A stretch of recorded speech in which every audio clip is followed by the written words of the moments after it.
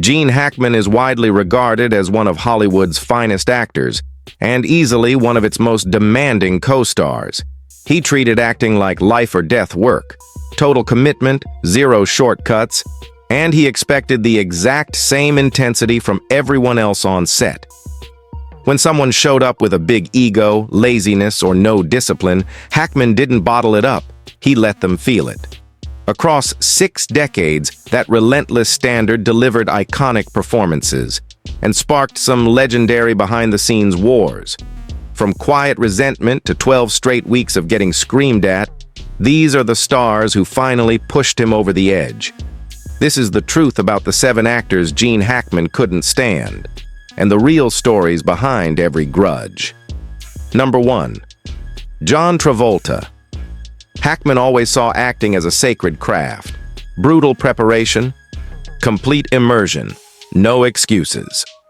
So when he stepped onto the Get Shorty set in 1995 and discovered John Travolta was coasting on charisma instead of homework, the clash was immediate.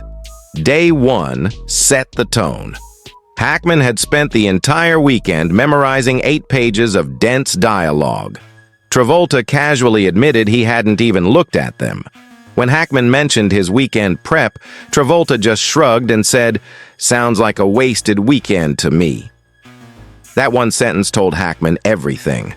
From that moment on, Travolta flubbed lines, missed marks, and relied on giant cue cards that director Barry Sonnenfeld had to hold just off camera. Hackman hated shortcuts and vanity with a passion, so his anger grew daily, sometimes exploding at Sonnenfeld because he couldn't legally unload on his co-star. Sonnenfeld finally told him straight, "You're not mad at me, Gene. You're mad at John." It didn't help that Travolta showed up late on multiple occasions, once holding up the entire production because he was trying on tuxedos for the Oscars. To Hackman, who despised Hollywood glitz, that was unforgivable. In one icy moment, when Travolta asked where to pick up the scene, Hackman deadpanned, "Right there, John. Top of your cue card." Travolta didn't even register the burn. Get Shorty still became a smash hit, and Travolta won a Golden Globe, but Hackman never changed his mind. To him, Travolta wasn't an actor putting in the work. He was a movie star pretending, and no award in the world could fix that sin. Number 2. John Wayne. Gene Hackman rarely held grudges until John Wayne forced one on him. The Duke decided he hated Hackman long before they ever met, and he made sure the whole world knew it. According to Wayne's own daughter, Asa, every time Hackman appeared on screen, her father would unleash pure venom. "Worst actor in town, can't stand him. Awful." No reasoning, no nuance, just hate.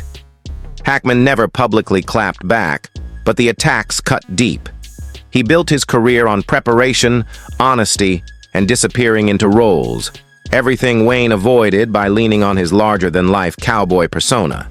Insiders say Hackman quietly viewed Wayne's hatred as insecurity dressed up as tough guy authority.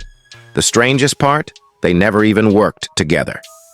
Wayne's contempt was completely one-sided and long-distance. By the time Hackman's career exploded with Unforgiven, Hoosiers, and the Royal Tenenbaums, Wayne was already gone.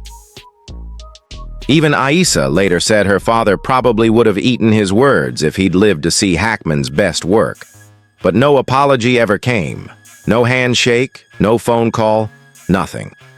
Wayne's disdain only hardened Hackman's belief that he represented a new era of raw, disciplined acting against old Hollywood myth-making, and he knew exactly which side he was on.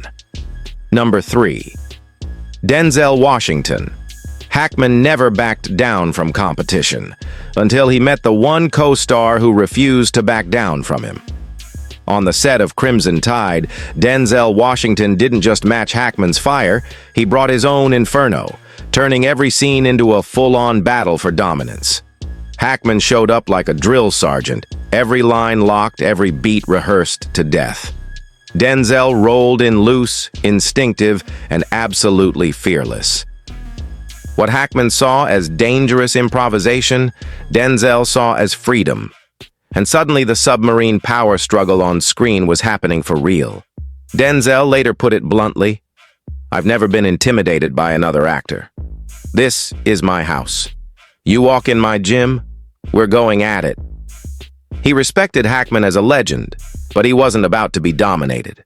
Rehearsals became heavyweight sparring sessions, two titans circling, neither willing to blink. People on set say Hackman secretly resented Denzel stealing the center of gravity in scenes. He believed one actor had to lead. Denzel kept moving the spotlight. The tension never exploded into a public feud, but it was so thick that after Crimson Tide, they never shared the screen again. Still, that friction created magic. Their showdown is still one of the most electric two-man acts in movie history. Hackman left exhausted. Denzel left victorious, and audiences got a masterpiece. Number 4. Margot Kidder. Hackman approached Superman in 1978 with the same iron focus he brought to every role, treating Lex Luthor like a military operation. Opposite him was Margot Kidder, bringing Lois Lane to life with playful chaos, constant improv, and zero interest in staying in character between takes.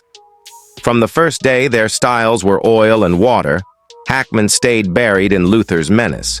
Kidder cracked jokes, riffed lines, and tried to keep everyone loose on the grueling shoot. What she saw as morale boosting, he saw as sabotage. Crew members remember him muttering, "Some of us are actually trying to make a movie here." Kidder wasn't intimidated. She once told a friend, "He's so deep in Luthor, he forgets the rest of us need oxygen." Their scenes crackle with real undercurrent because the characters weren't the only ones who didn't like each other. They respected each other's talent.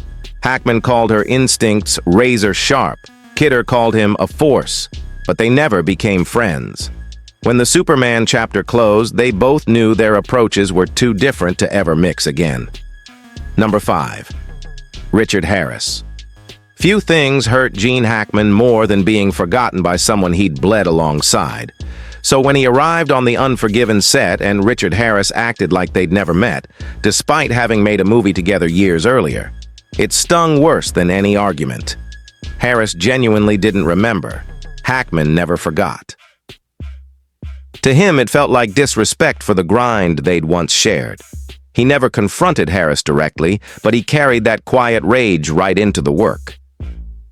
Watch the scene where Little Bill brutalizes English Bob. Crew swear Hackman hit harder and glared meaner than the script required, every strike carrying years of unspoken resentment.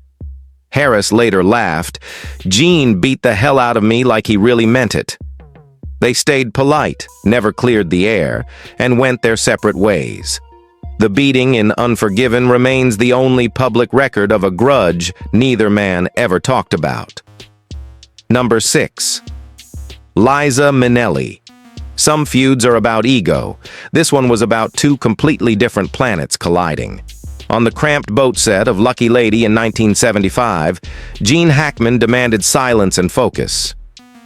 Liza Minnelli brought Broadway sunshine, singing, chatting, and keeping spirits high in brutal heat. To her, it was survival. To him, it was chaos. Burt Reynolds remembered Hackman barking, "Liza, shut the up." So often the crew learned to scatter when they heard it coming. The isolation and temperature only made Hackman sharper, and his words cut Minnelli deep. By rap, the damage was irreversible. The movie bombed, the chemistry was ice cold, and they never spoke warmly again.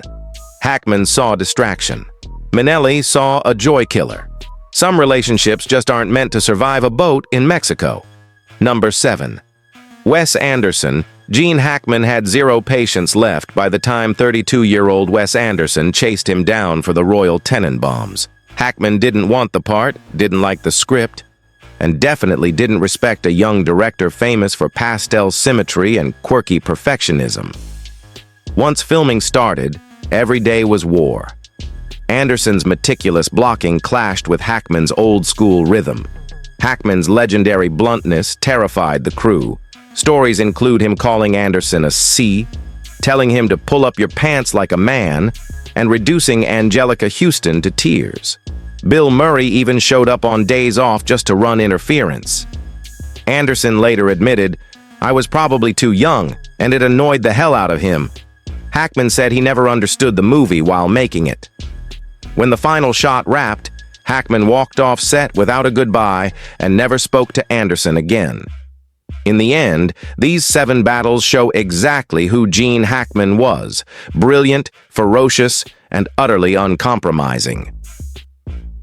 His feuds weren't petty. They were the price of protecting a craft he treated as sacred. But you tell me, was it artistic integrity or bridges burned too quickly?